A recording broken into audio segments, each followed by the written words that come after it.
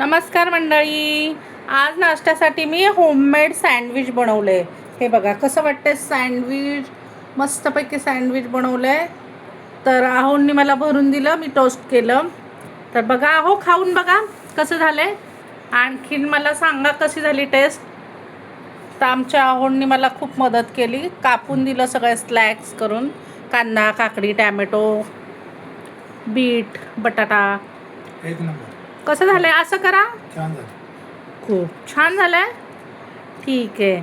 आहोंना तर आवडलं sandwich homemade. एकच नंबर झालाय का हो.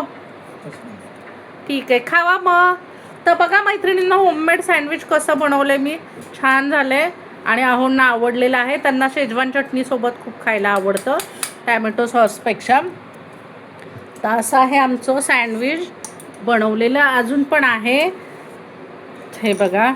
तर या मंडळी सँडविच खायला सगळेजण. व्हिडिओ आवडला तर लाईक करा, पहिल्यांदा बघत असला तर सबस्क्राईब करा आणि या मंडळी सगळे सँडविच खायला. चला पुन्हा भेटूया नवीन व्हिडिओमध्ये. तोपर्यंत बाय बाय, धन्यवाद.